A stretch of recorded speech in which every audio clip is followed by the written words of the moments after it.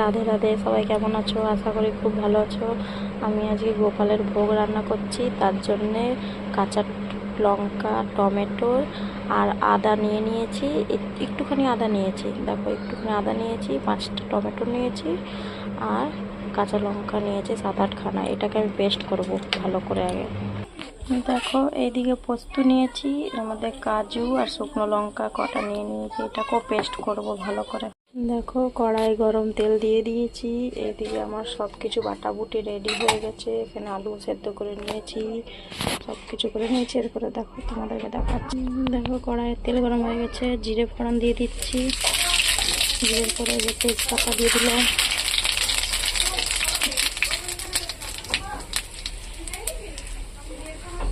গোটা গরম মশলা দিয়ে দিলাম, হিং আছে, এটা হিং হিং দিয়ে দিলাম। দেখো এই টমেটোর, আদা, কাঁচা লঙ্কা বাটাটা দিয়ে দেবো। দেখো জিরের গুঁড়ো দিয়ে দিলাম, ধনের গুঁড়ো দিয়ে দিলাম, অল্প নুন দিচ্ছি, কেন কি নুন আমি ওর মধ্যে দিয়েছি, সেই জন্য অল্প নুন দিচ্ছি এর মধ্যে। দেখো মশলা আমার ভাজা হয়ে গেছে, যেহেতু মশলার থেকে তেল ছাড়তে দেবো, কাজু আর পোস্ত বাটাটা দিয়ে দেবো।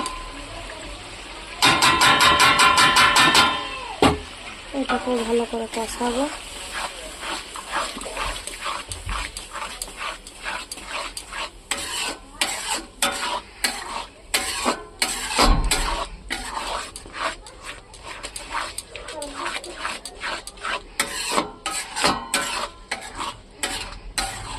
দেখো মশলা কত সুন্দর কষাচ্ছি আমি, দেখো মশলার থেকে তেল ছাড়াচ্ছে। তারপর আমার যেমন মশলা ভাজা হয়ে যাচ্ছে, সেই জন্য মশলার থেকে তেল ছাড়ছে।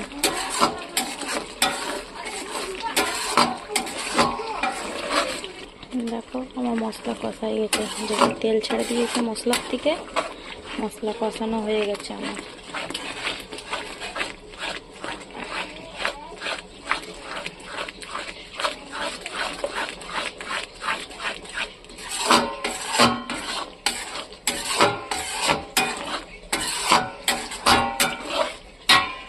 এরপরে এই যে আলুটা দিয়ে দিচ্ছি।